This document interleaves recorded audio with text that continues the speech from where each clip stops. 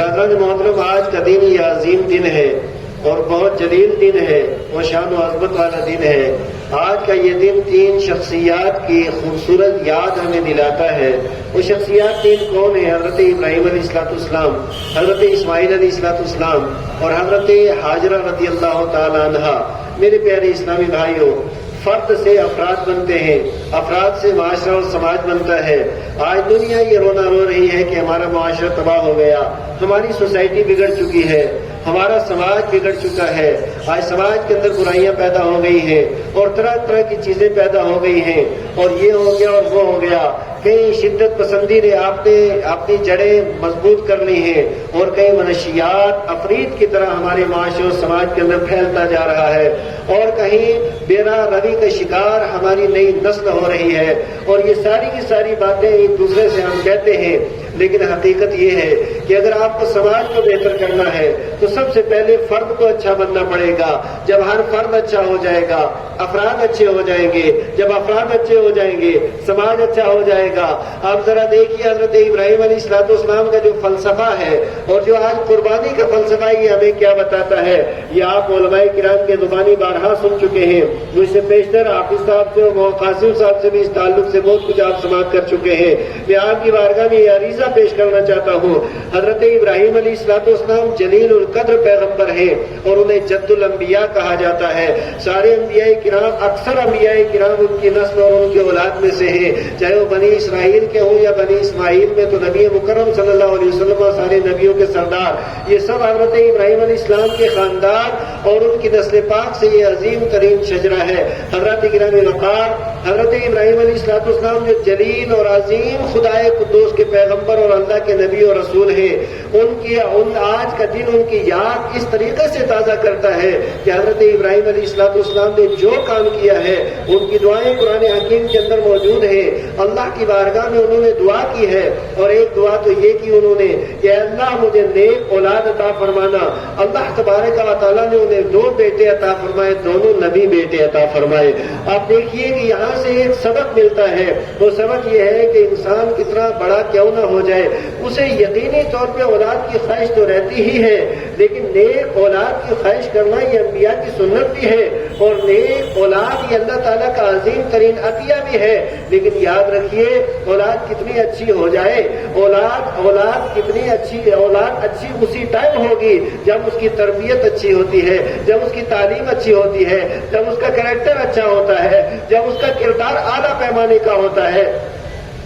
اور یہ اسی وقت ممکن ہے کہ جب ماں باپ اس کی تربیت صحیح طور پہ کرے۔ اور یہ بات بھی یاد رکھیں، ہر ایک ماں باپ یہ چاہتا ہے کہ وہ کیسا بھی ہے لیکن اس کی اولاد اچھی ہو، نیک سیرت بھی ہو، اچھا کردار بھی ہو، اس کی تعلیم بھی اچھی ہو۔ بلکہ معاشرے اور سماج کے اندر ایک آدمی اگر بگڑا ہوا کیوں نہ ہو، وہ کبھی نہیں چاہے گا کہ میرا بیٹا بگڑا ہوا ہو، میری بیٹی بگڑی ہوئی ہو، اور میرا بیٹا اور میری اولاد جو ہے یہ معاشرے اور سماج کے اندر بری ہو۔ یعنی کوئی بھی انسان جو ہے وہ نہیں چاہتا کہ میری اولاد بگڑ جائے، لیکن اس کے باوجود اصل یہ فالٹ ہے کہاں پہ، یہ کہاں سے خرابی راہ پا جاتی ہے، جس کی بنیاد پہ یہ ساری کی ساری خرابیاں ہمارے معاشرے اور سماج کا جز اور حصہ بن جاتی ہیں۔ حضرات گرامی یاد رکھیے، ایک ہے قائل کرنا اور ایک ہے مائل کرنا، ایک ہے دلائل کے انبار لگا دینا، ایک ہے اپنا کریکٹر اور اپنی سیرت اور اپنا کردار پیش کرنا۔ میرے بھائیوں، آج ہم بڑی لمبی تقریریں کرتے ہیں، کئی گھنٹے تو میں خود بھی بولتا ہوں،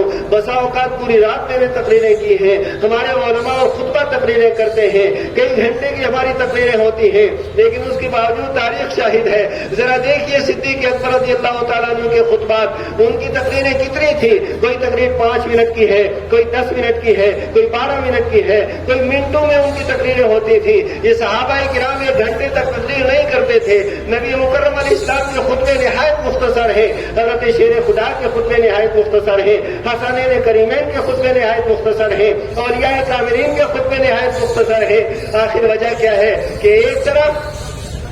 گھنٹوں کی تقریریں ہیں، اس کے باوجود لوگ ٹس سے مس نہیں ہوتے ہیں، اور ایک طرف منٹوں کی باتیں ہیں، اسے انقلاب برپا ہو جاتا ہے۔ وجہ کیا ہے کہ ہم نے صرف زبانی جمع خرچ کر کے لوگوں کو قائل کرنے کی کوشش کی ہے، اور صحابہ اور ہمارے اسلاف نے اپنا کیریکٹر اور کردار پیش کر کے لوگوں کو مائل کرنے کی کوشش کی ہے۔ جو قائل کرتا ہے وہ کامیاب نہیں ہوتا ہے، اور جو مائل کرتا ہے وہ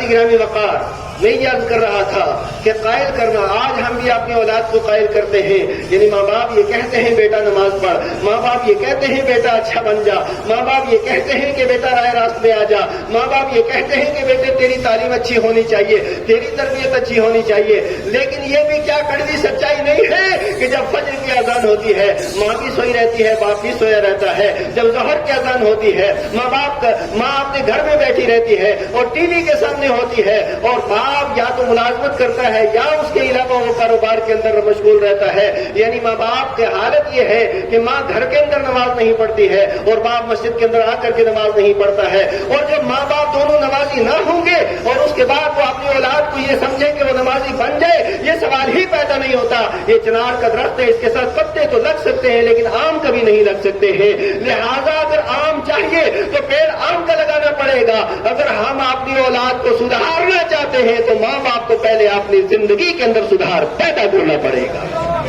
حضرات گرامی وقار، حضرت ابراہیم علیہ السلام نے اپنے بیٹے کی تربیت کی، اور ایسی تربیت کی ہے اور ایسی تربیت کی ہے، اور یاد رکھیے یہاں پہ پہلی بات، سب سے پہلی بات ہے اخلاص،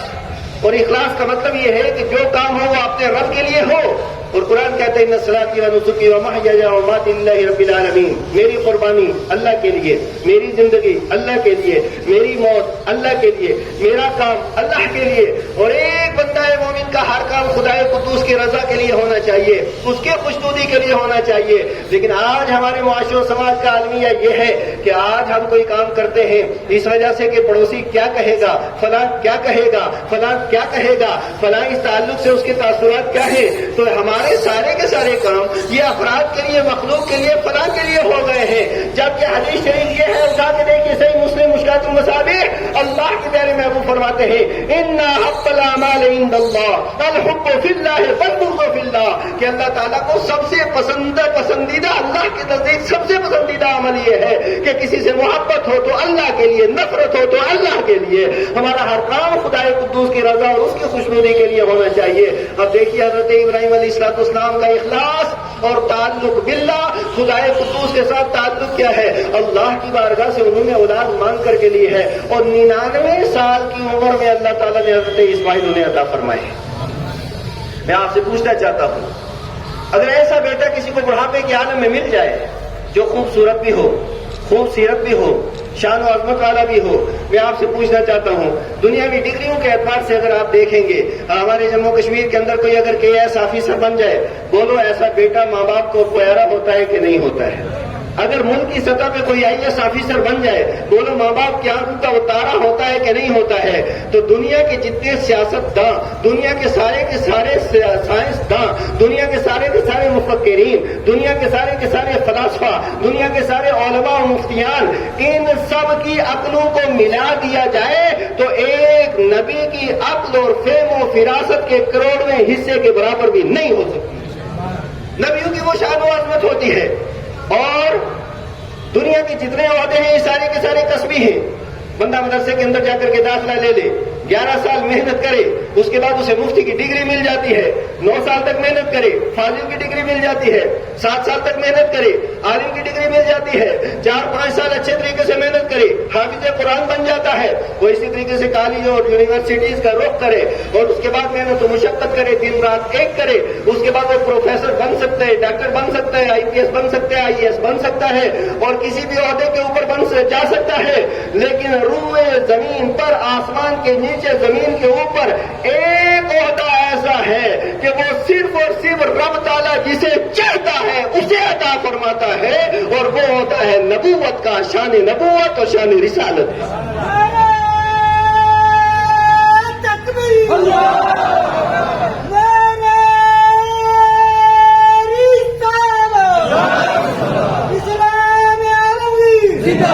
میں یہ عرض کر رہا تھا، یہ ایسا عہدہ ہے، ایسا رتبہ ہے جو کسبی نہیں ہے، بہبی ہے، جو خدائے قدوس کی عطا سے ہے۔ آپ دیکھو کہ بیٹا نبی بھی ہو، خوبصورت بھی ہو، خوبصیرت بھی ہو، اور اتنا اتنے اونچے عہدے کے اوپر فائز ہو، پھر بھی رب قدوس نے جب طلب کیا، اب مال طلب کر دینا بہت آسان ہے، اور مال دے دینا بھی آسان ہے، قدرے آسان ہے، اور جان دے دینا یہ بھی آسان ہے، لیکن اپنے بیٹے کے گردن کے اوپر چھری رکھ دینا، تاریخ کے اندر یہ صرف حضرت ابراہیم علیہ السلام کا اخلاص اور انہی کا عمل ہے، اور انہی کی یاد ہے، اور انہی کا امتیاز ہے، اور انہی کی شان ہے، اور انہی کی عظمت ہے۔ اور آپ نے دیکھا کہ حضرت ابراہیم علیہ السلام نے خدا کی رضا اور خوشنودی کے لیے بیٹے کے حلقوم پہ چھری رکھ دی، لیکن جو رب کے لیے کا ہو جاتا ہے، من کان للہ کان اللہ لہ، جو اللہ کا ہو جاتا ہے اللہ اس کا ہو جاتا ہے۔ ادھر چھری رکھنا ابراہیم کا کام تھا، جنت سے مینڈا بیچنا رب قدوس کا کام۔ حضرت گرامی وقار، لیکن یہاں پہ یہ بھی دیکھیے، حضرت ابراہیم علیہ السلام نے بیٹے سے مشورہ کیا، بیٹا میرے رب کا یہ فرمان ہے، اور بیٹے نے کوئی دلیل نہیں دی، بیٹے نے بحث نہیں کی، بلکہ بیٹے نے باپ کے منصوبے کو آگے بڑھاتے ہوئے عریضہ پیش کیا۔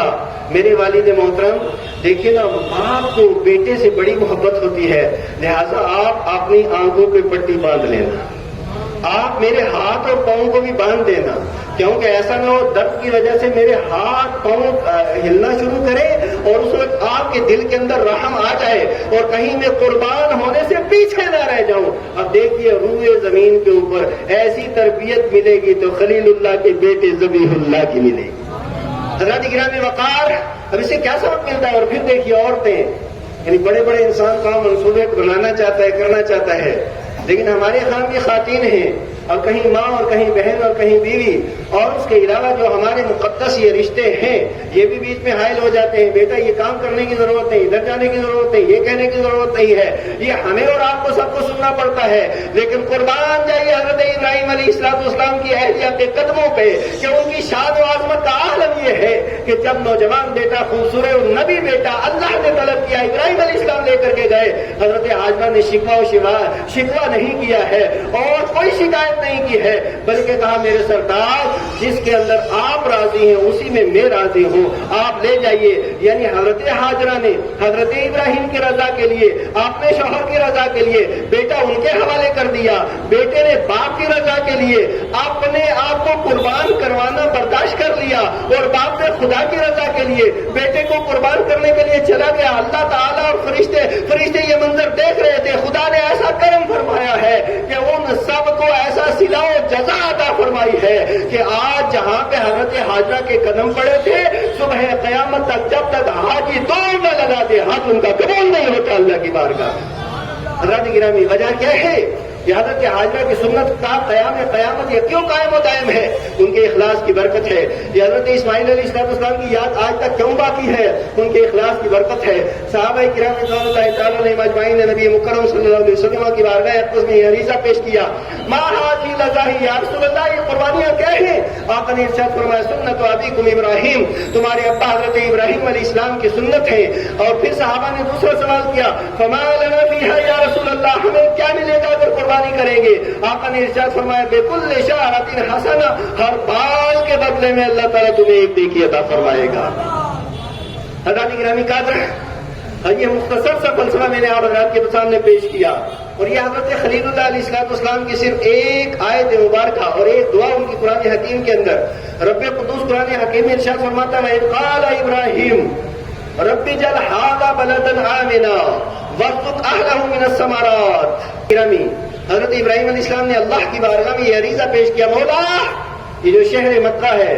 یہ بات یہ غیر ذی زرع تھی، یعنی جہاں وہاں کچھ ہوتا تھا، نہ وہاں کھجور کے پیڑ تھے، نہ وہاں پہ پانی تھا، نہ وہاں پہ بزنس سینٹر تھا، نہ وہاں پہ کچھ اور چیز تھی، کچھ بھی نہیں تھا، اور اس وادی کے اندر حضرت ابراہیم علیہ السلام نے حضرت اسماعیل علیہ السلام کو جا کر کے جب بسا دیا ہے، اور حضرت اسماعیل علیہ السلام جس وقت وہاں پہ تشریف لے گئے اور لے جانے کے بعد یہ دعا کی تھی حضرت ابراہیم علیہ السلام کی اللہ تعالیٰ کی بارگاہ میں کہ مولا کریم اس شہر مکہ کو تو امن و امان کا گہوارہ بنا دینا۔ یعنی دو دعائیں اللہ کی بارگاہ میں انہوں نے پیش کی ہیں، پہلی یہ ہے کہ یا اللہ اللہ شہر مکہ کو امن و امان کا گہوارہ بنا دینا، اور دوسری ہے وارزق اہلہ من الثمرات، یا اللہ شہر مکہ کے رہنے والوں کو تو پھل عطا فرما دینا۔ یعنی یہ دو دعائیں ہیں، پہلی دعا کا تعلق امن و امان کے ساتھ ہے اور دوسری دعا کا تعلق معیشت کے ساتھ ہے۔ حضرت ابراہیم علیہ السلام نے اللہ کی بارگاہ میں دعا کی، یا اللہ اس شہر کو امن والا بنانا، یہاں سے ایک نقطہ ملتا ہے،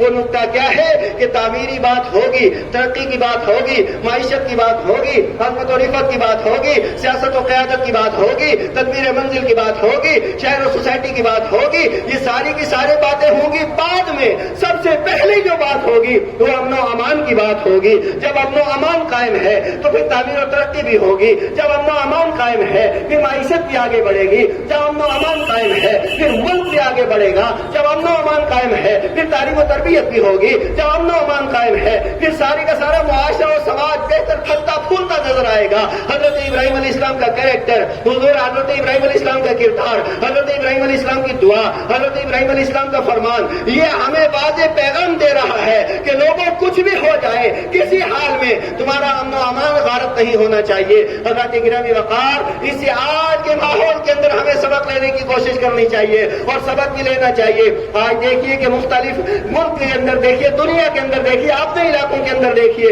آج برداشت کا مادہ کم ہو رہا ہے، آج شدت